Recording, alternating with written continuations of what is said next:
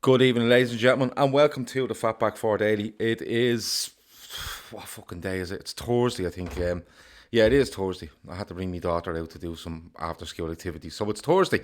Don't know what date, 19th, I'm going to have a guess at. But yeah, you're all welcome. You're very welcome to the show. Tonight, what we're going to talk about, we're going to talk about Twitter being mad. Andy Robertson have to do a legger. But we'll see how if we can get him back. I'm going to start a campaign to try to get him back. We're going to talk about the Chelsea game coming up. And anything else that comes in between in the next 35-40 minutes. Who have I got tonight? I'll tell you what I have tonight.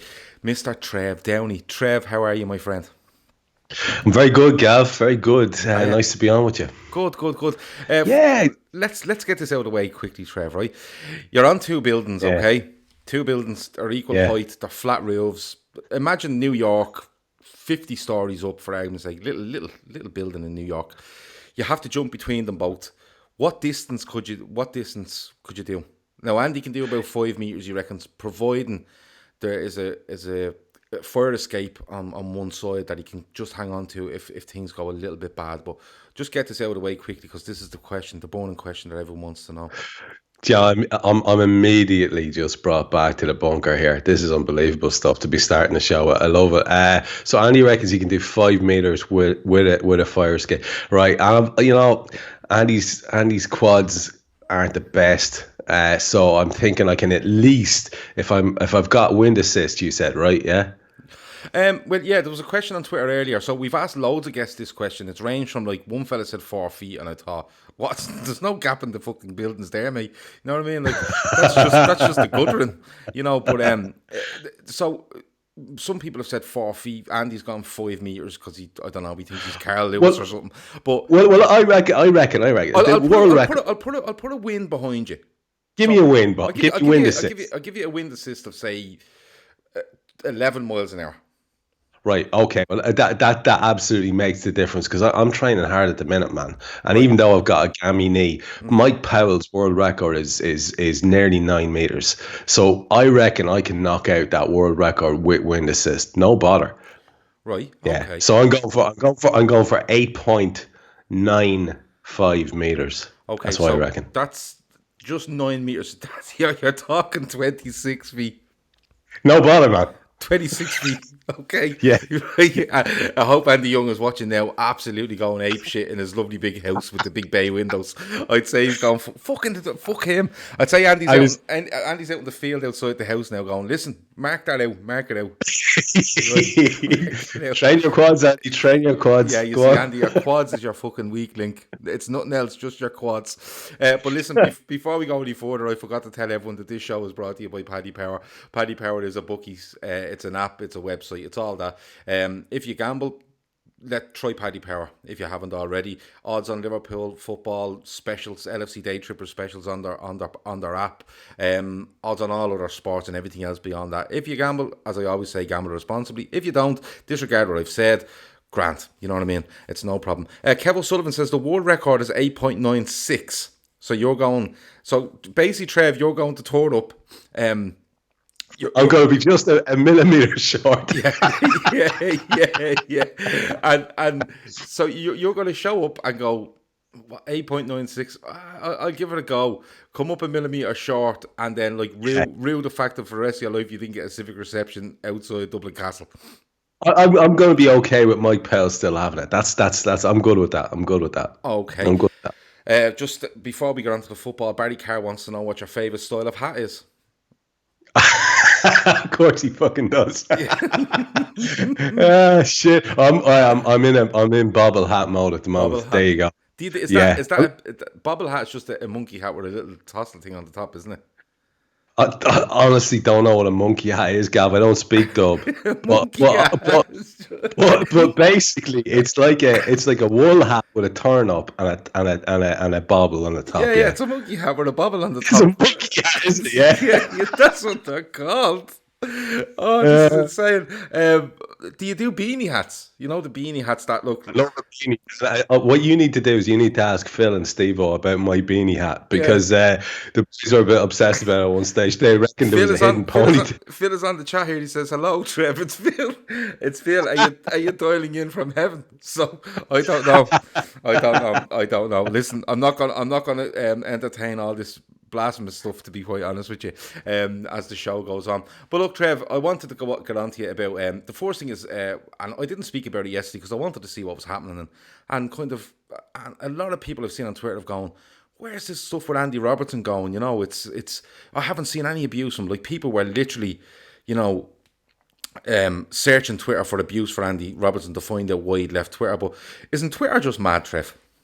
Well, listen, there's two things here. The first thing is I have no idea why anyone in their right mind would be abusing Andy Robertson for any reason based around that. That kind of attack is just bananas. And yeah, you're right. It's a mental place. But I also love a conspiracy theory. And I Oh, have you think heard one?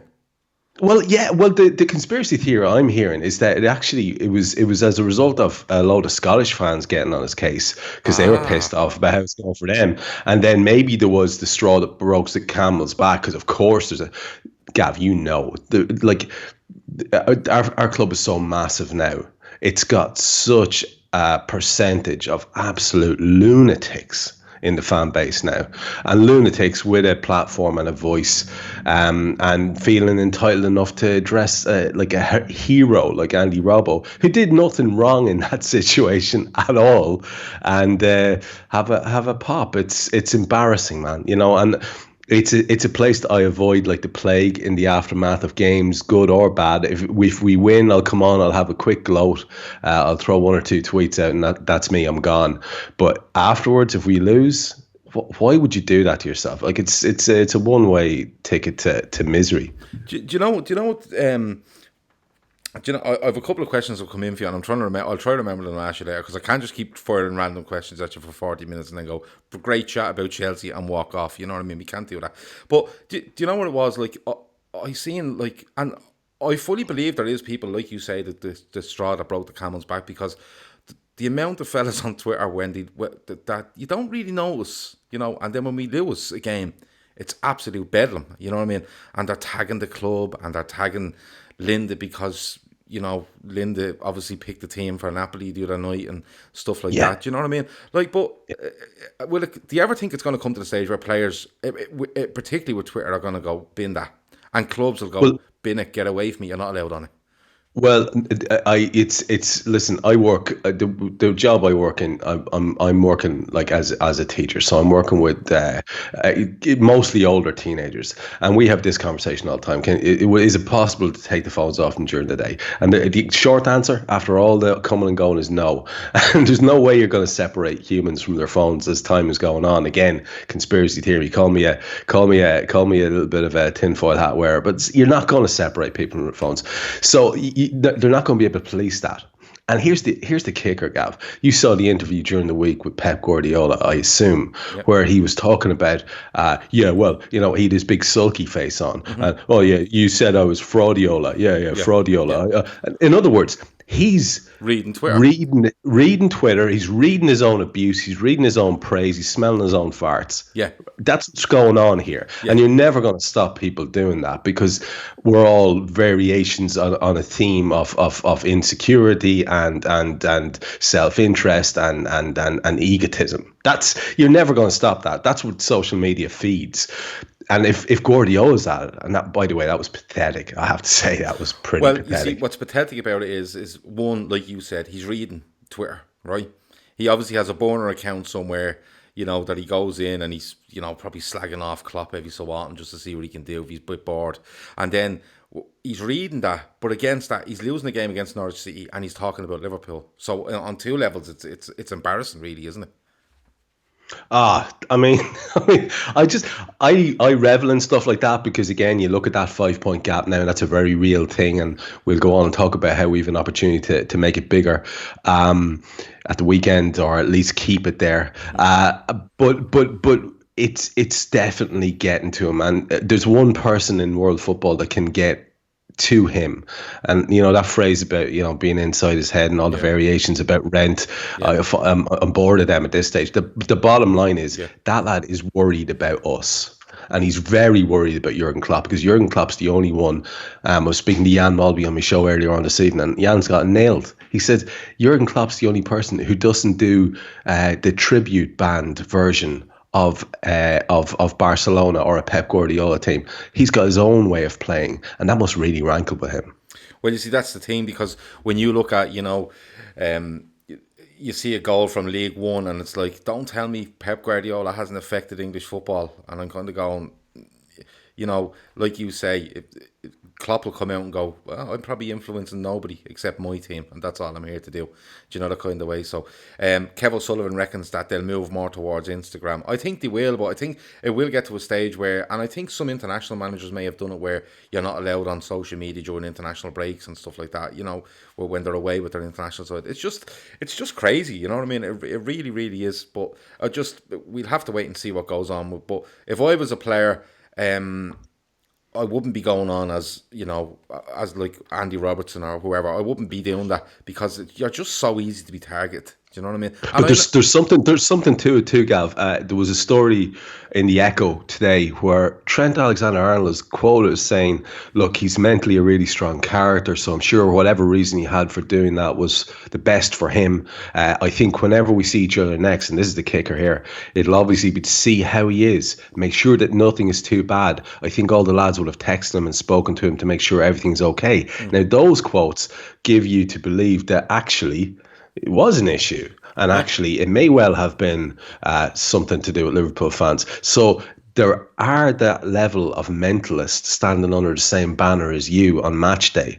That's what we all have to get our head around, that these absolute lunatics live amongst us, and you put yourself in the way of them when you're on those platforms, and that includes the players. And I think you're dead right. I think it's unhealthy for them to be on it. Yeah, you see, and to be honest with you, like, I'm not being funny. Me telling Andy Robertson he was great at the weekend, or he wasn't great at the weekend, makes no fucking difference to Andy Robertson.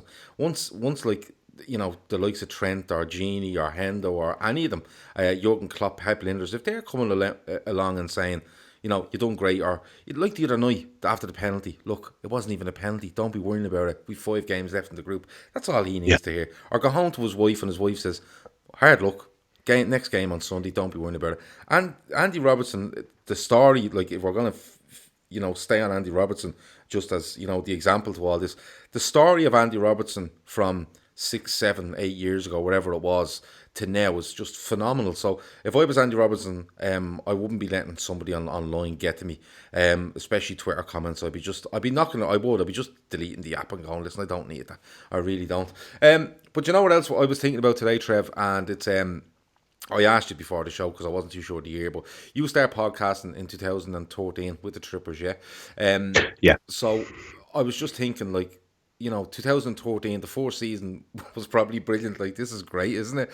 Podcasting 2013, 14, Luis Suarez is around, the gaff doing mad shit. Raheem Sterling is the next best thing. Joe Allen is the Welsh Javi, all that sort of stuff. It was going great. And then it just dropped like a stone. What, between the start of what your podcasting career, we call it, between the start of it and now, what's the difference in Liverpool Football Club, or even the experience of watching them and following them for you? Well, that first year where we decided to do the podcast, and there was a handful of us, and you'll all be familiar. You're all Trippers people listening to this. You'll all be familiar with who was involved, and we were on a hell of a roller coaster ride, which ended in the King Harry in a kind of shambolic afternoon, which summed up the whole season, really, where there was like a modicum of hope going into it, and it ended in a drunken mess. And that was really the story of that season. It was fun, right? Gav, it was fun. You can't. Anyone who wants to be a revisionist about Brendan Rodgers, they can't say that season wasn't fun, and they can't say that he didn't contribute to that fun. However, the following season then was a fall off and a half, and it was difficult. It was a difficult campain. I've just got a mention in here of Matty's jeans. I don't know what that means, Trev. It probably means more to you than it does to me. It obviously does mean more to you than me. Well, actually, ironically, we're coming to a part of the story here where, you know, the next season, like I say, is difficult. Everyone's down the dumps, but our podcasts are off the wall for fun and crack, and we're all happy. I mean, it's ironic, but sometimes the best podcasts tended to happen after we got absolutely tonked or something horrendous happened, because you're all sort of unhinged, and like, what can you do except revel in that and just try to pick the joy out of it? And then, unfortunately, my head started going a bit pear-shaped in terms of the migraines were leading to a bit of issues. So I started going AWOL, and really I started going AWOL. I made a little bit of a comeback just when Klopp was coming. That was exciting. Andy had the big binoculars out where he was playing, watching, and, you know, I did a few podcasts. Still does. Yeah, I did a few podcasts back with the lads, and then I had to go again because the head gasket went altogether. I was like in serious issues. As the lads will tell you, they've endless crack taking the piss out of me. I couldn't drive the car at night because the lights were an issue. Yeah. And of course, the boys got great crack out of my hardship and actual real life suffering. It was endlessly entertaining to them. And in fact, they wrote me off as dead, to the extent that all the people who listen to our podcast were kept on asking, "Is Trev okay, or what's the crack?" No, listen, I'm not gonna lie, Trev. I've heard some fucking stories where I swear to God, when I say crying with laughter, like we built the studio there. Well, we were trying to build it in a month, and it took us 5, because you know the way we work. There was more drinking done than anything else. But the stories that were told, like, we had lads that come in to do work for us, and then they're on the podcast now. They just thought, these lads are just off the wall. You know what I mean? Are these meant to be professional? Yeah. Like, they're building a professional studio here, and they are completely and utterly insane. But like I'm being asked here about the Waterford live shows. I don't know. Again, you don't have to talk about that if you don't want to. Just the word carnage. Anyway, go on. Chris asks, what is the maddest thing that's happened to you due to the LFC day trippers? This could take a while. No, and it's absolutely unbroadcastable. Right, can I ask you a question, and you can answer it if you want, right? But did somebody ring Tesco's while you were in it one day? No. Here's what happened. I made the mistake of telling the lads that I was having a coffee in Costa. Yeah.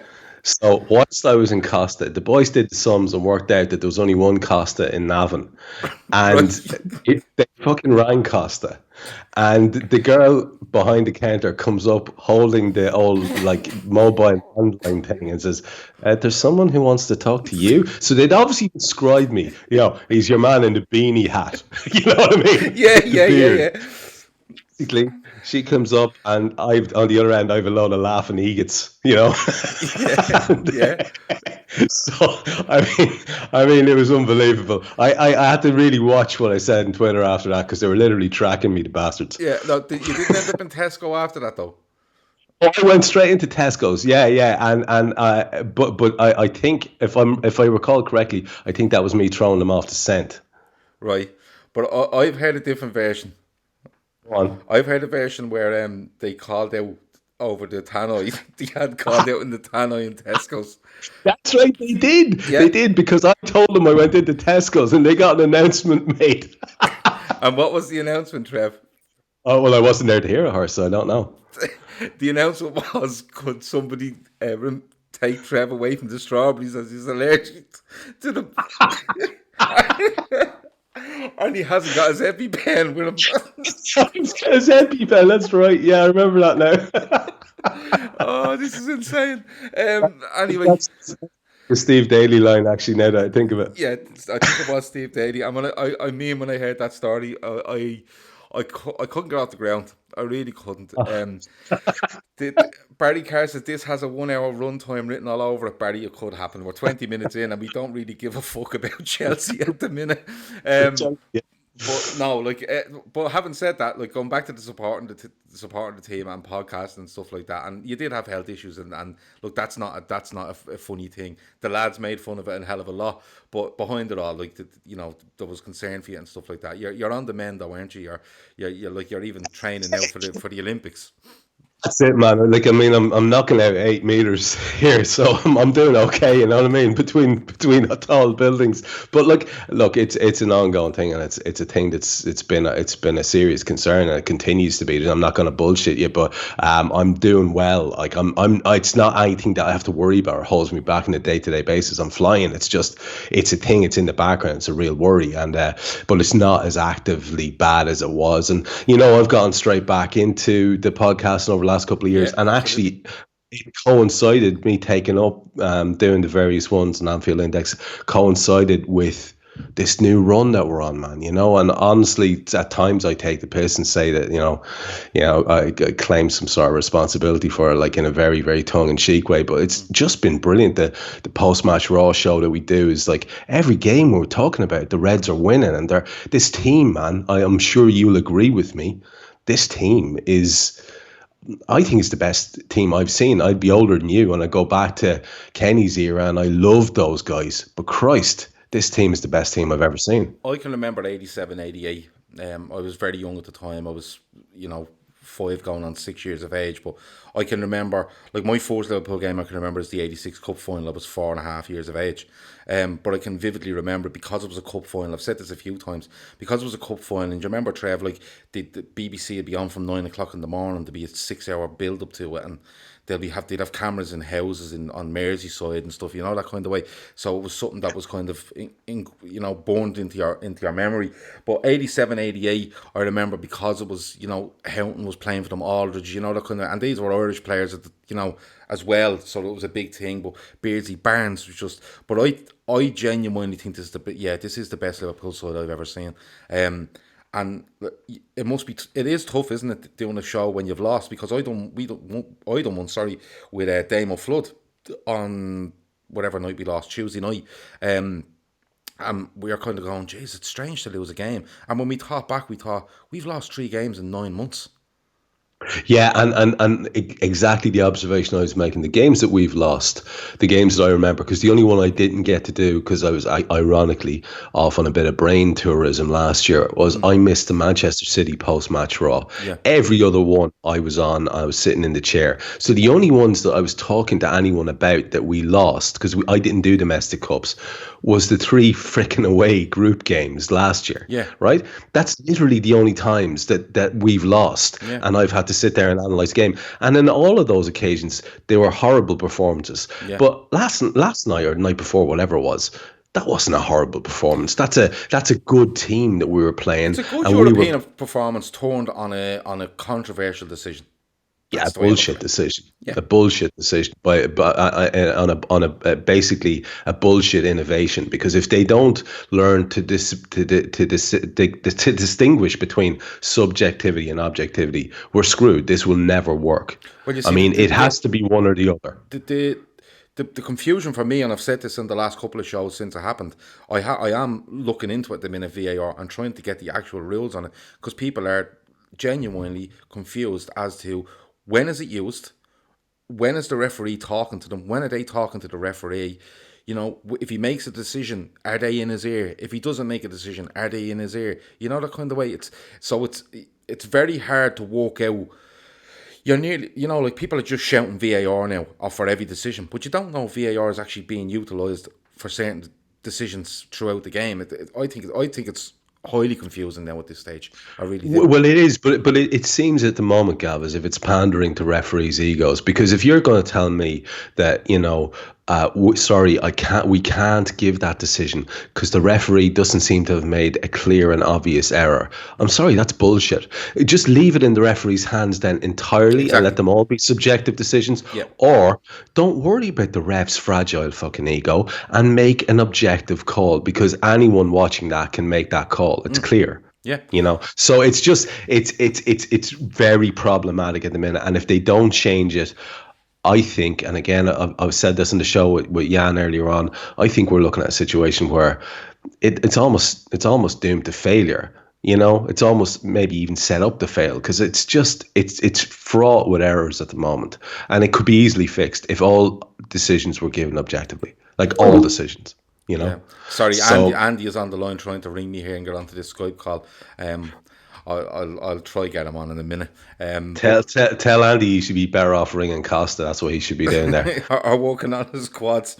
Working on squads, yeah. But no, like I agree with you, and to be honest with you, like what you've said there, I agree with 100%. It's what I've been thinking. And you know something, I was listening to the Anfield Raps post-match show the other night, and they had Neil Atkinson and Ben Johnson, and they were saying the same thing. Tell us when this is being used, or put it aside altogether, and just as Ben Johnson said on that show, I would rather walk into this pub after the game and say that ref was a wanker. He made the wrong fucking decision. We can have a big discussion about it, not like the bloke, and move on. But to walk into a pub and go, that's the wrong decision. Did the ref make it? Did VAR make it? Did VAR get involved? Are they supposed to get involved? That's where it's getting ridiculous, isn't it? Well, it's leaving the fans even more disenfranchised. Yeah. I mean, they're already out of the loop, and it's getting further away from them.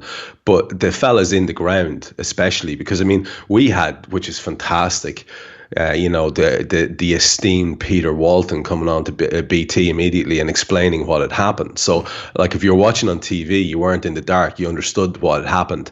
He was able to give the call. It sounded like utter horseshit to me at the time, and I was hoping that it would prove to be so. But no, he actually was right. They can't overrule it if it's not clear and obvious. And that, I'm sorry, that's farcical.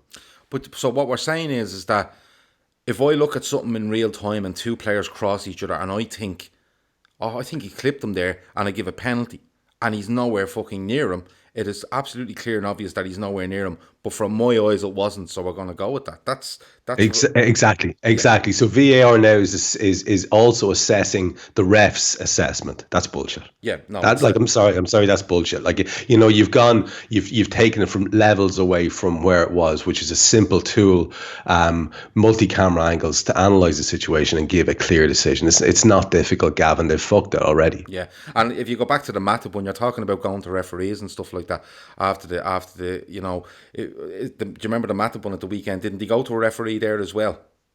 Yeah. And it was like, would you have given it? And he said, what, in front of the cop? This sort of thing.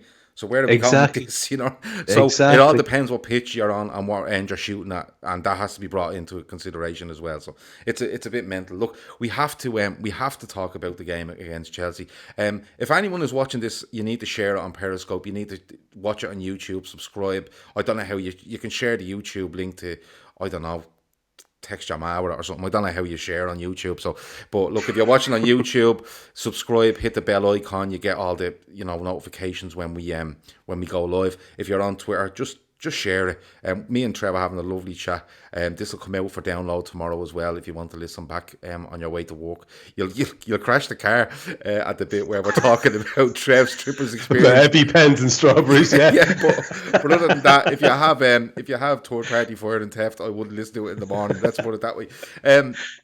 But looking forward to Chelsea. We've won 14 games on the trot in the league. It's the longest running one in the league at the moment due to City drawing earlier in the season and stuff like that, because they went on a hell of a run towards the end of last season, unfortunately for us. But it's a big one against Chelsea the weekend. But this is we've won 5 out of 5. City have had a mixed start, and I suppose their fixtures have been mixed in who they've got. We a bit the same. Arsenal thrown in there, Burnley away, yourself.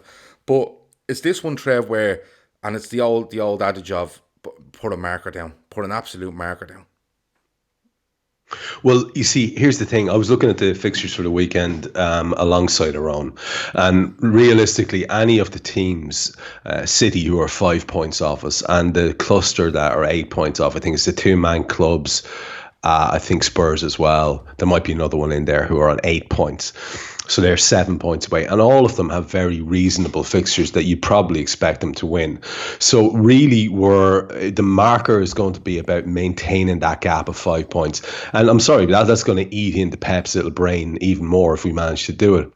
The fact that it's the last game, Gav, of the weekend and all the results will be in the bag, I like that because I like this team on big games. I do. I think knowing what they have ahead of them.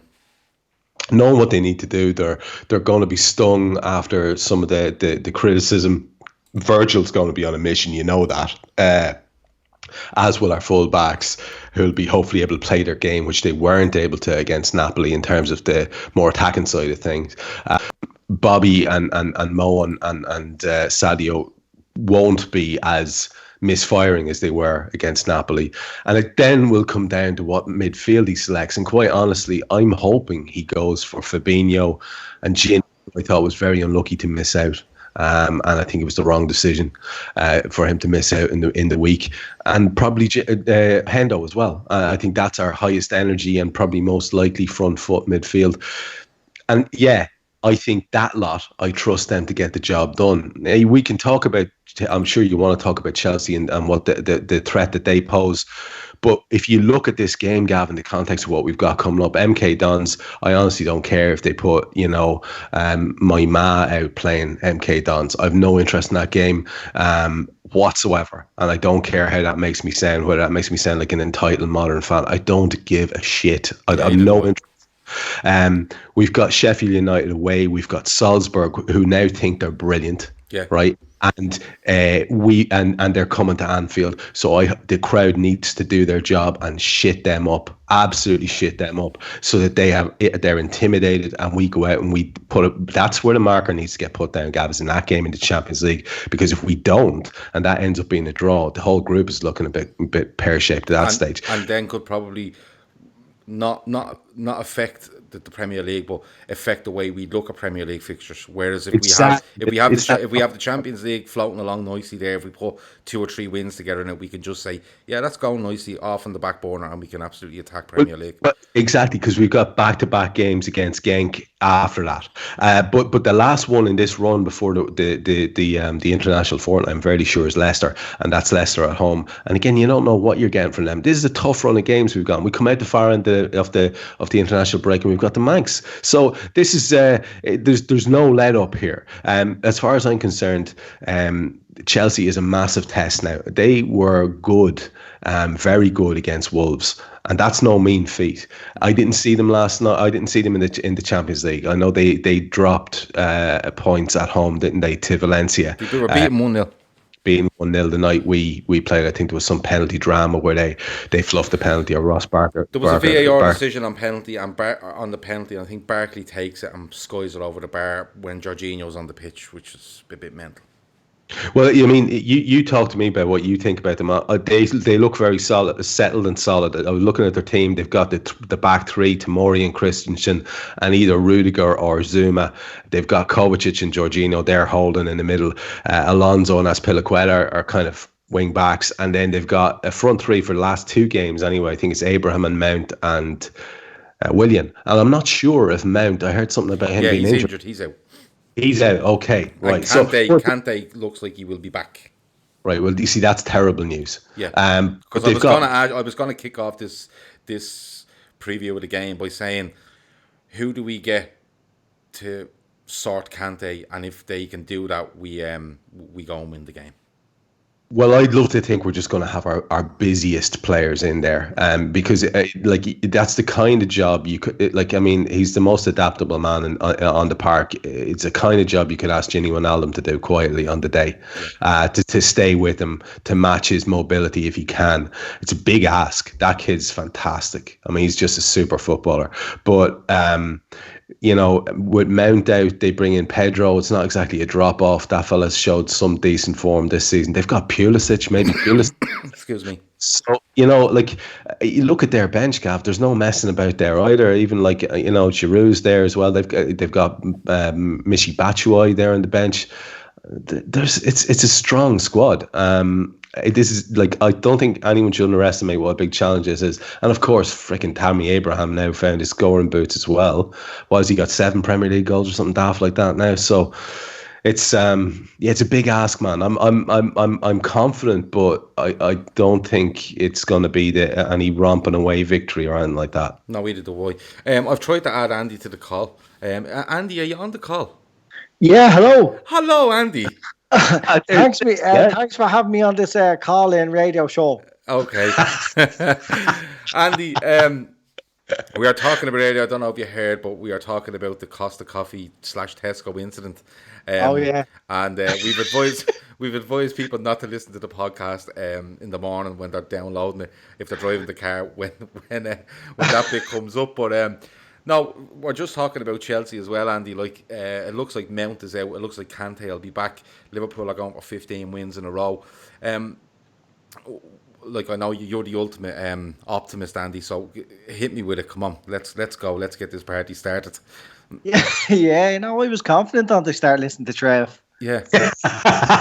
He's a prick, isn't That's the effect I have on you, man. Yeah, no. He's put a few things in perspective there, and I'm actually starting to get nervous.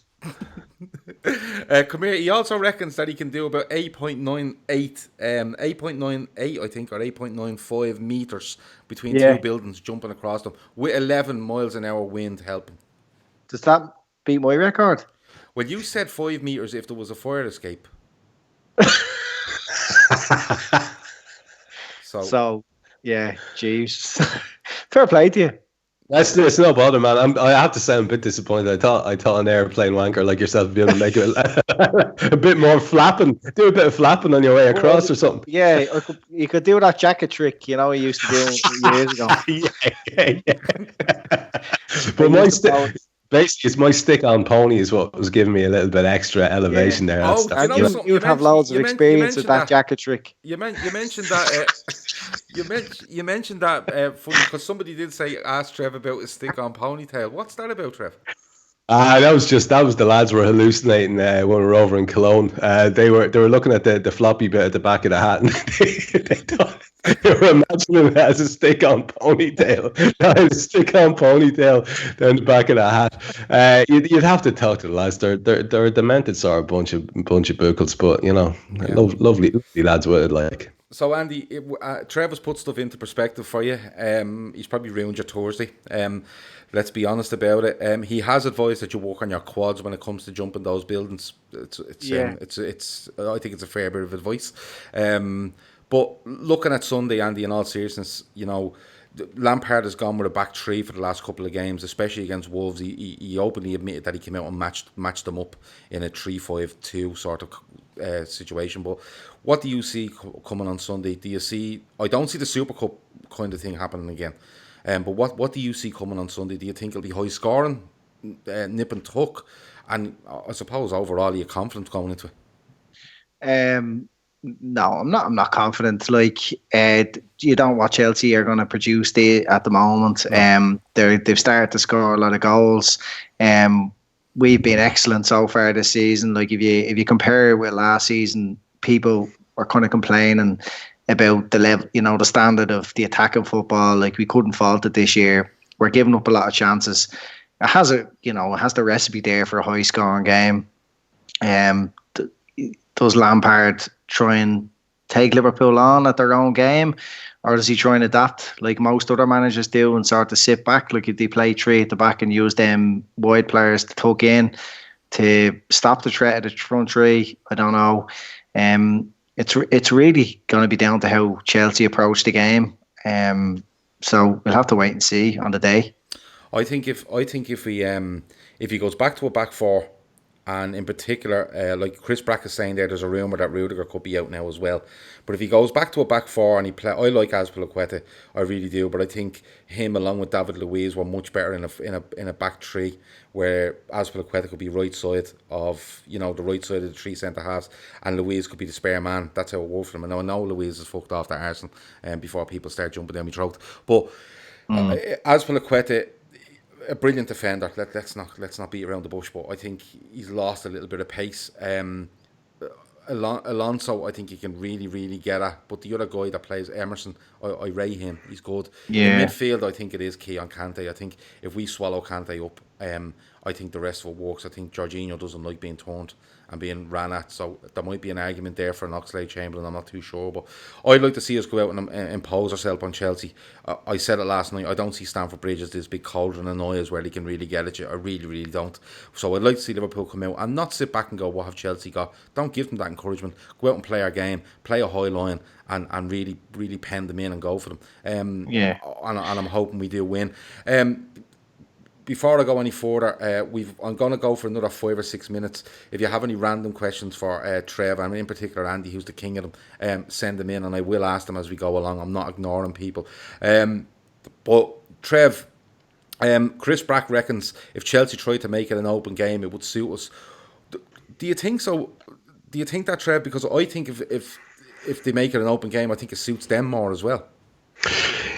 Look, I mean, we're in no position at the moment to be playing open football because the one thing we've all noticed, 15 points or not 15 points, is that we're kind of uncharacteristically coughing up opportunities. I think Andy was saying it there himself. That's weird, and we're not used to that, and it wasn't a feature of last season. And I got very used to the closed back door of last season, and I do always enjoy it when the flag goes up and we've got the line right this year. But it's just happening a bit too often, and it's a bit too tight on too many occasions. So you do feel there's a vulnerability there that people can get down the sides of us. Whatever reason that is, I'm not sure whether the connections between midfield and defence aren't what they should be. The cover for the fullbacks isn't what it should be. I'm not 100% sure what's happening there. And, there are people eminently more qualified than me to talk about that, and they're still talking shit. So I don't really know what's happening there, to be honest. But an open game scares the piss out of me. I want us to go back to what we were good at last season, which is closing things down, locking things off, and playing to our strengths, which is the ingenuity and speed that we have when the ball gets from halfway line onwards, and the ability we have to ping long balls, whether it's Virgil or whether it's Joel pinging long diagonal balls into feet. Because we saw how many goals resulted from that, and opportunities resulted from things like that. And honestly, do you know what, Gav? If this is the game where Joel Matip carries the ball the length of the pitch and actually ends up with a goal, that would just make my year. Yeah, I'd love it. Just for the celebration, what he does with his arms while he celebrates, I'd just like to see. He's unreal. He's unreal. Because his arms are completely and utterly independent of his body, and no one will convince me otherwise. Look, before we go, Trev, I wanted to ask you, do you know Andy's cousin that only eats cheese? That one of the best stories we've I believe he's still going, this fella. He's fine. He's still only eating cheese, and he's grand. Yeah, this is the legend Andy was spinning about him. That all he survives on is cheese, and he's my cousin's friend, and I checked to see on his well-being at the moment. And he still eats a diet that's predominantly cheese, but there is some variations in there, like sticks. It just cleans out the cheese from beneath the sticks. He used to only drink cheese-based drinks, but now he drinks lemonade. Cheese smoothies. Cheese. But anyway, like in all seriousness, Andy, he's still going. Like, he's grand. I tell you, he must have some bones. All that calcium going into him. Genuinely, he's still going. Yeah.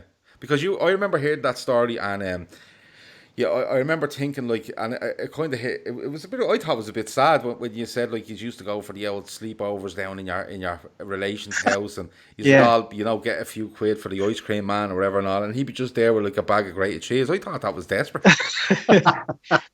Well, you're absolutely hammering like cheese off it. Yeah, you're just absolutely hammering a wham bar or whatever. In a lot of ways. Yeah. Like, it's just mad. Because you be hammering a wham bar or something like that. Something that takes ages to eat in your jaw, be killing you. And he's just there, and it's just cheese. Like, it's fucking mad.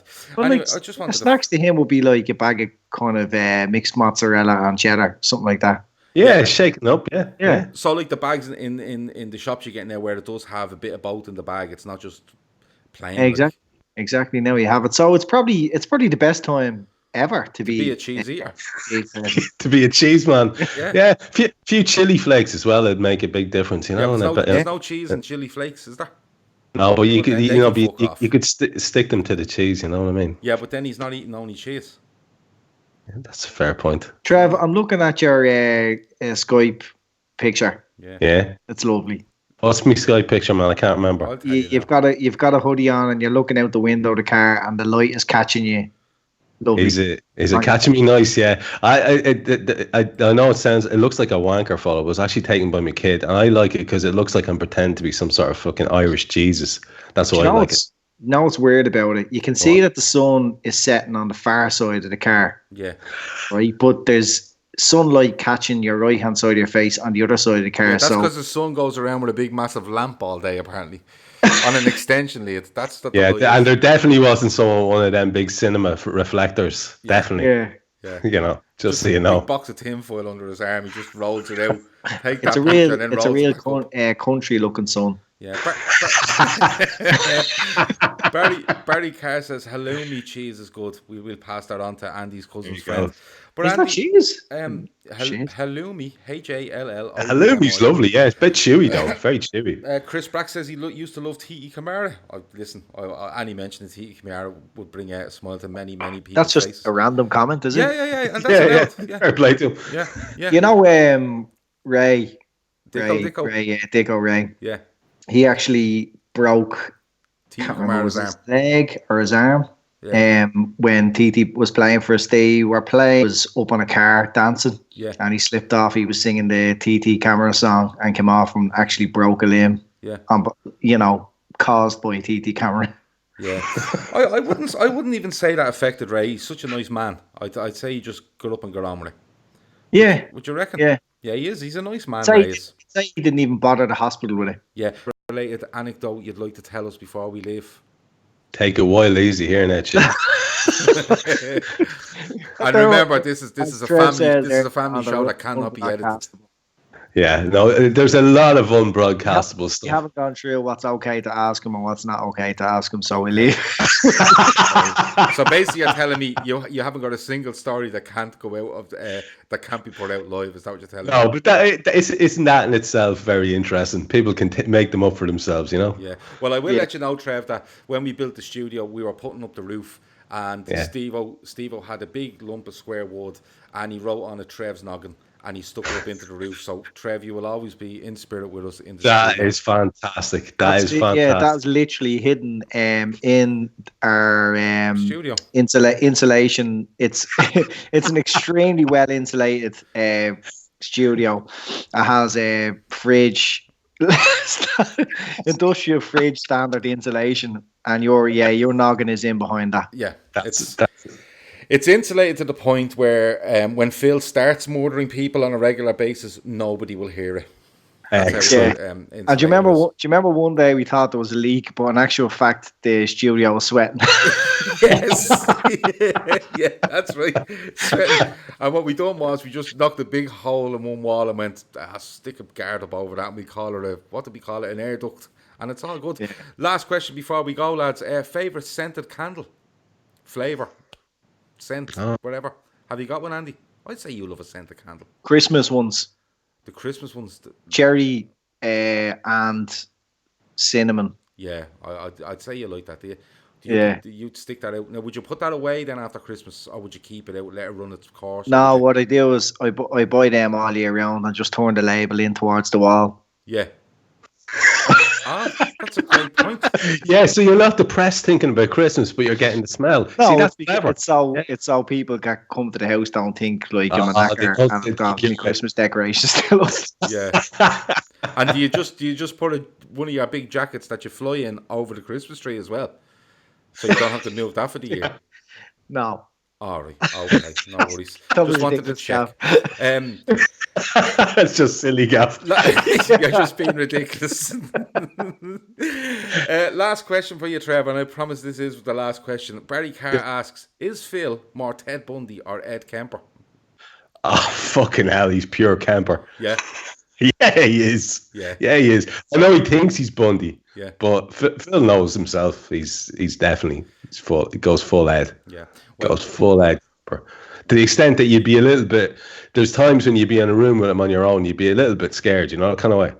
That happens to me quite a lot, especially when we're near any sort of equipment in the studio or anywhere else, anything at all. You know, that scene in Manhunter where the fella, whatever the main fella, he's an awful drip, whatever his name is, the main fella, Holden goes to visit Ed.